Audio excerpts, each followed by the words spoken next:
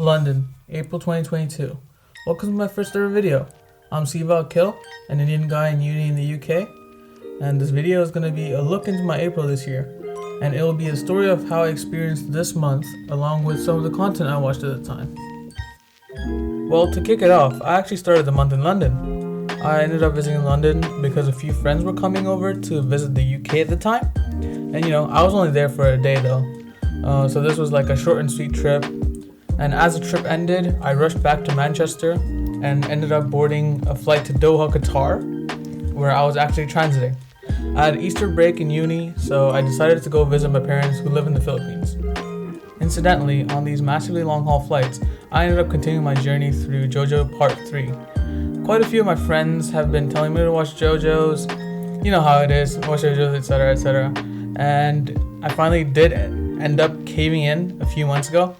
Since then, I'm not gonna lie, it's been an arduous journey watching through the parts, with part 1 and 2 being pretty average shonen. It's nothing too special. Some would even call it mid, perhaps. Not that I want to say it's mid. On this flight, I ended up watching through 19 episodes of part 3, season 2, as Jotaro and the crew continue to make their way to Dio, finally reaching Egypt. And we see the Monster of the Week formula continue into season 2 of part 3. The stand power system has been a massive step up from the Hamon power system in terms of uniqueness and sheer unpredictability it brings to the table. And it makes episodes very fun compared to part 1 and 2, which I found relatively boring, even though I love Joseph as a protagonist. Jotaro himself is a serviceable protagonist. He's just a cool motherfucker who gets his shit done, My favorite characters definitely have been Joseph and Polnareff though, as they tend to hold a lot more charisma and humor compared to Jotaro, Kakyoin, or even Avdol, even though, I love these characters. The very formulaic Monster of the Week stand user system that I mentioned has been really getting on my nerves, especially as we've got into season 2 of part 3. I was ready to meet Dio at the end of season 1. It really starts to get boring when you keep seeing the same stuff happen again and again. Even though the stand fights are actually very fun, I still think overall it really got on my nerves. As fun as it is to see the crew encounter different stand users and fight them in the most unique ways, at some point it just feels like Team Rocket in Pokemon, when they come in, they have their fight, and then they're like, oh, we'll see you again, something like that, I would say, however, the uniqueness of the stand power system and the chemistry between the crew definitely saves this part from the relative boredom of part 1 and 2. Overall, for part 3, I'd give a solid 6.5, and I think I'm kind of being generous to that. It was like a 5.5, 6. I'm relatively fair with my score, so a 6.5 is still a decent score. For me, mid is 5, so I think it's better than mid. It's pretty decent. It's not too bad. I can't wait for them to finally meet Dio, because this has been almost 40 something episodes in the making, and it's been ages, and I finally can't wait to see what Dio's stand is and how good he is as a villain. Can't wait to see it. After these exhausting pair of long-haul flights, I do finally end up reaching Manila and returning home.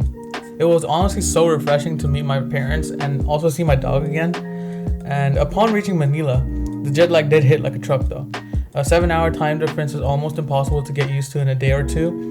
So while I was recovering from the terrible jet lag, I ended up finally getting around to Yuji Kaku's highly coveted manga, Hell's Paradise Jigokuraku. To be honest, this has been on my list for almost a year or more, and I've always put it off knowing it's an amazing read, and getting around to it is the hardest part. And as I picked it up though, I was hooked. I didn't even know where to start.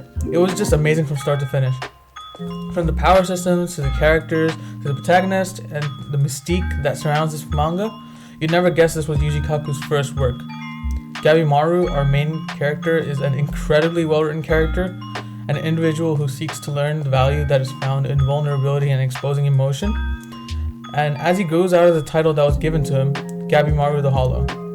Yamada Sagiri, our Asaemon deuteragonist, is also a highlight in the cast, from her apprehensive guilt that her profession gives her to her stickler for the rule slowly get warped by the chaos it was surrounded by, and watching her get molded and shaped through this beautiful character arc was honestly a treat to witness. Tao as a power system is easily the best part of Jigokuraku for me, with Yuji Kaku twisting and combining both Shinto and Buddhist philosophies, and even adding a splash of Hindu concepts in there. Him slowly forming this beautiful power system so naturally through the chapters was an absolute treat to read. Though at times, I did have to do double takes just to understand how the power system would apply to different characters in the verse, and how the traits of each characters were aligned to this power system. It was overall a very polished concept, and I think it's probably in the top 5 for my favorite power systems that I've seen across literature. The progression of the story from start to finish was also really well done, with the ending being spectacular. For a first work of a mangaka, Jigokuraku was a damn near masterpiece in my opinion from start to finish. Thank you, Yuji Kaku, for letting me witness this story. I'm not gonna lie, not doing the dishes, not being forced to clean up after yourself, and mainly not having to cook every meal for yourself every day is bliss. While I was settling down in the first few days in Manila, something I'd find that I've been highly looking forward to had finally released. Goodbye Eri by Tatsuki Fujimoto is the second one-shot that was released post Chainsaw Man's ending. It's hard to put into words how much this one-shot ended up affecting me, for this is one of the biggest reasons I actually decided to get up and give YouTube a shot in the first place. Honestly, a true masterpiece, this one-shot just extends and adds to Fujimoto's incredible library and legacy. I intend to make a video solely on this, so do watch the space. This return to the Philippines to visit my parents had been truly incredible, but it was about to get even better. As my birthday was drawing near, we flew to Bohol Island in the southern Philippines for a beach getaway. Personally, one of the best holidays I've been on in a while, this was true paradise. Before I get into my last few media, I'd like to shout out some of the seasonals I've been watching this season. Starting off from the seasonals in spring right now, Kaguya Sama makes his long-awaited return with season 3. As a manga reader myself, I've been highly anticipating the peak fiction that awaits us at the end of the season, but however, it's always a treat to watch. God bless Studio A1 Pictures and Aka Akasaka himself for this incredible story, and the voice actors for putting up such a splendid job. Spy X Family has also been an incredible adaptation so far. It's been super solid and I've been loving every minute of it. Summertime Rendering is also finally airing, albeit it's only in Japan due to Disney Plus jail, so it's harder to get people to actually watch it. It's a story I've been championing for a while now, so it's really nice to see it have a quality adaptation so far from Studio OLM. And I've been watching other seasonals as well. Absolutely stacked season. I'm watching almost 15 or 16 seasonal shows. I'll flash it up on the screen right now. So I'm actually behind on for a fair few anime this season. But it's been a great season of anime. I'll make sure to do a seasonal review once it's all over. In terms of manga and light novels, there's 3 different standouts I'd love to highlight. After the anime ending in fall 2021, I've been absolutely tearing through the light novels of Mushoku Tensei. One of my favorite stories so far. I ended up reading light novel 13 this month.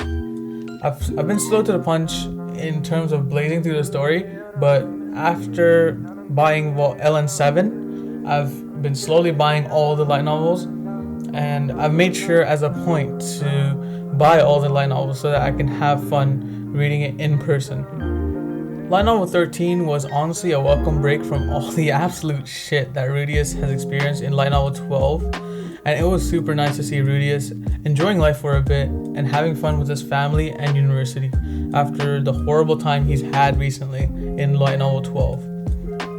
Truly a slice of life volume. I must say I still appreciated it even though absolutely nothing big happened in this volume.